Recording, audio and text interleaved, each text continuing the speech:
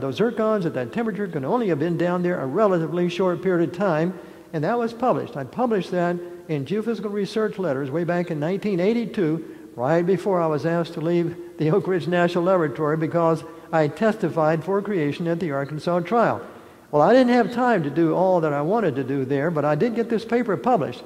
Fortunately, the Institute of Creation Research decided a number of years ago, they called me and said, Bob, we think this is important. We want to try to duplicate the experiments. Tell us exactly what you did, and I did. They had a member of their staff that was associate professor of their staff, ICR, who was also a member of the Los Alamos National Laboratory, so he was able to get the same type of core samples that I'd gotten. They sent those core samples off and extracted the zircons. I told them what to do, a separate laboratory. Then they took those zircons and they had them mass analyzed, just as I had done at the Oak Ridge National Laboratory way back in the late 70s, early 80s. And guess what? Their final calculation of the age of the Earth based on their new results agrees with the estimate in my paper. They arrive at a definite average value of about 5,680 years plus or minus 2,000 years, obviously very much in agreement with results obtained from biblical genealogical records from Adam to Christ. Here is the schematic now that shows basically, we don't have time to go into all the details. If you go to the ICR website and look at ICR and the helium retention, you'll be able to find all of this. So we'll go to the next one, and again, you can see the estimated age, the bottom figure down there, 5,680 years plus or minus 2,000 years. That's the diffusion age based on the experimental work. And let me tell you, the geologists have not touched this work. They haven't touched the primordial polonium halos. They haven't touched this work of finding the high retention of helium in these deep granite cores. So, here's another schematic they made. It was made there by ICR. Basically, nuclear decay supposedly would be a billion and a half years for the zircons and radioactive decay there. But the very fact of the matter is, what we actually find in the rocks contradicts that on the right and suggests that indeed there was a rapid increase of radioactive decay producing a lot of helium in a short period of time, and that's the reason why we got the results that we did. So what this means is, remember earlier we said that indeed the radioactive dating methods depend upon what? The slow accumulation of uranium to its lead product. The other option is the rapid accumulation of lead resulting from different physical laws put in effect at the fall of Adam and Eve and the worldwide flood.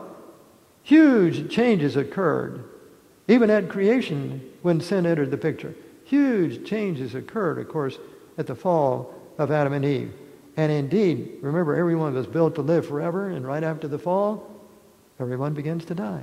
The physical laws that govern this world were different after the entrance of sin than they were before. Something was happening, and let's put it this way. Today there's a lot of heat in the earth, molten core, whatever. Radioactivity produces heat. When it's out in the open, the heat dissipates. When it's in the earth, and it's provided made very, very quickly, guess what happens? Rocks melt. And so deep in the earth today, there is heat, a lot of it. Were there dinosaurs in the Garden of Eden? Pardon?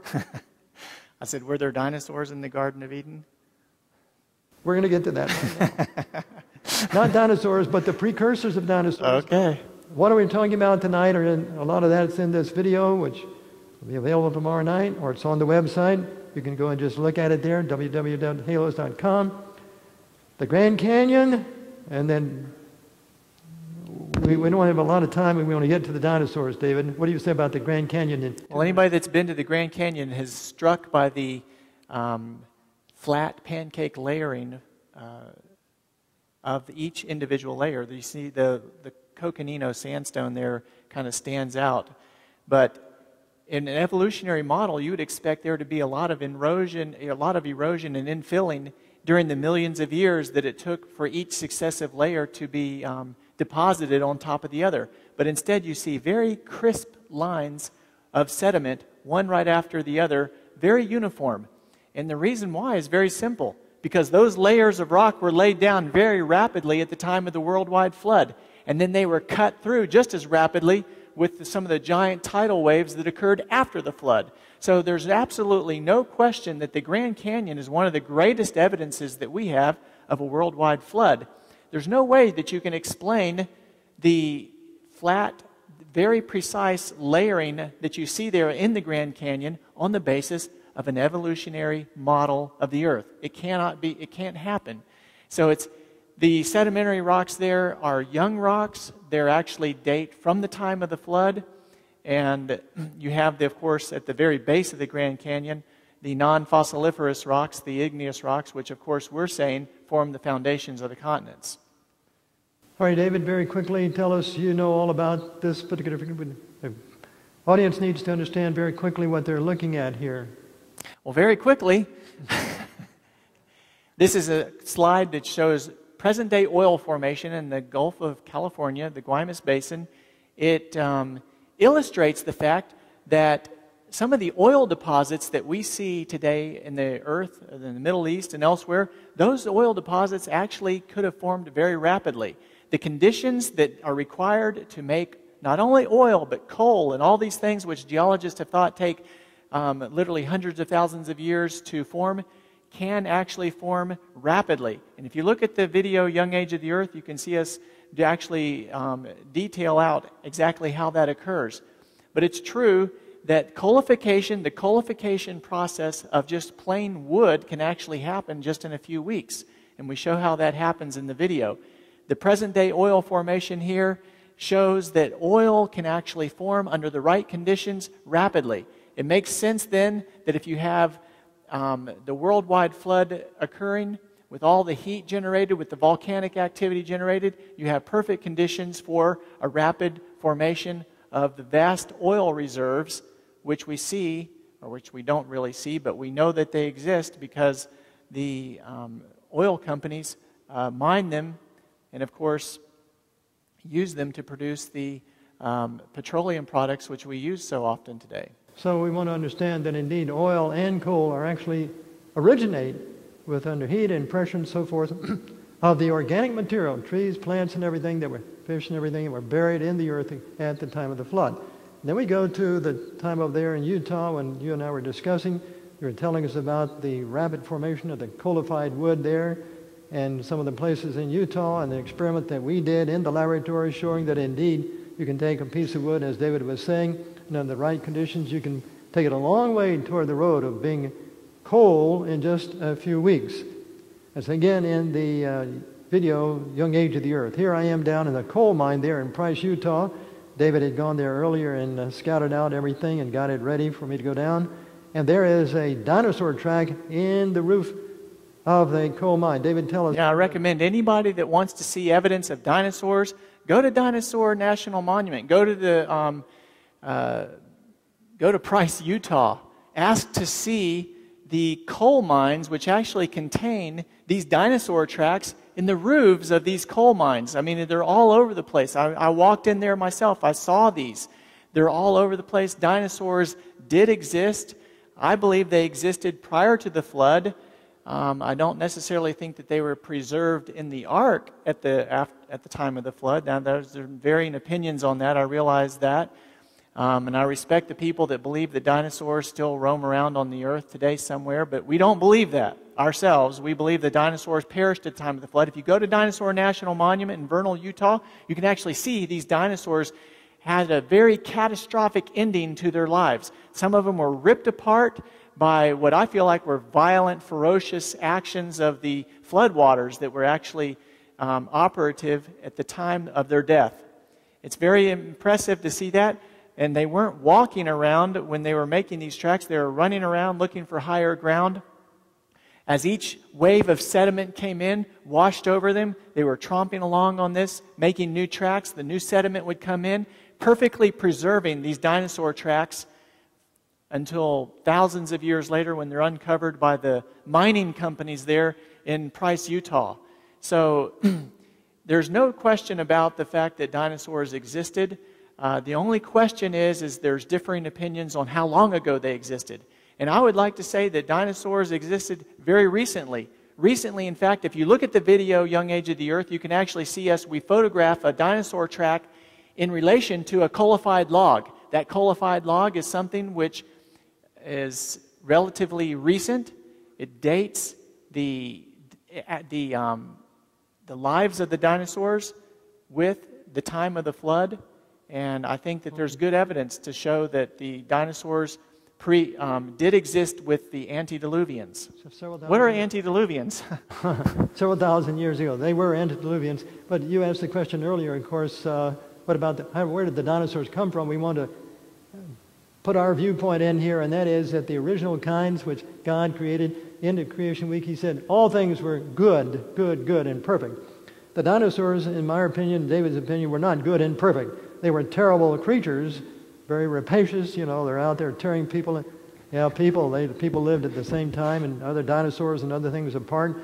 We believe there was genetic manipulation occurring in pre-flood days that rapidly took the original Genesis kinds and produced these dinosaurs. That's what we're believing. In fact, the Bible tells us there was a giant intellect that came, thrown to this earth, and he basically had in his mind something to destroy God's creation and to pervert the original creation. And so we believe that genetic engineering occurred relatively soon after the fall of man. And so over the 1,000 years or so before the flood, the dinosaurs were beginning to proliferate, but indeed we believe that indeed God, foreseeing that they were going to tear the world apart if they got into the ark and came here today, or later of course, he did not allow them. Remember, the Bible says that the cleans were taken into the ark by pairs, and the uncleans were not taken into the ark except by pairs, and the cleans were taken in by sevens.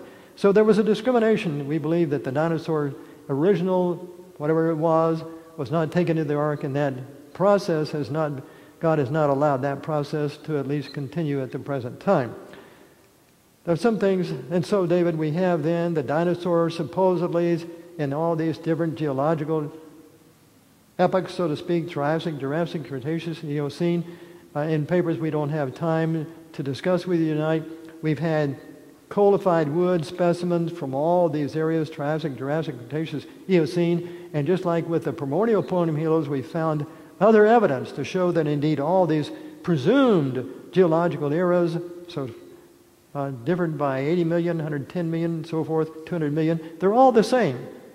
They're all just buried there together in deposits at the time of the worldwide flood several thousand years ago.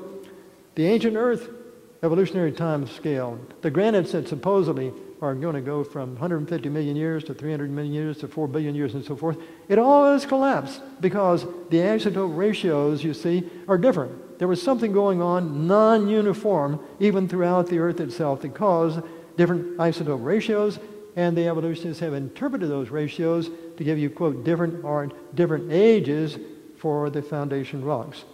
And then the collapse of evolutionary time, the simultaneous creation of Earth's foundation rocks just several thousand years ago. You go from the granite there in Yosemites and the Sierras to the basement rocks of the Grand Canyon and to Japan and Europe, Russia, and around the world in Canada. They're all the same. It's all part of the same creation. And we're saying basically the Lord left his fingerprints in the rocks, the foundation rocks that he created, to show us all tonight, to affirm to us that indeed by the word of the Lord were the heavens made, and all the host of them by the breath of his mouth. For he spake, and it was done, and he commanded, and it was, and it did stand fast. So with that, David, you want to end for us? Exodus 20, verse 11. Fourth commandment. For in 6 days the Lord made heaven and earth, the sea, and all that in them is, and rested the seventh day. Wherefore the Lord blessed the Sabbath day and hallowed it. That's our conclusion. We believe it's biblical and it's scientific. And we thank you so much for the opportunity of being with you this evening.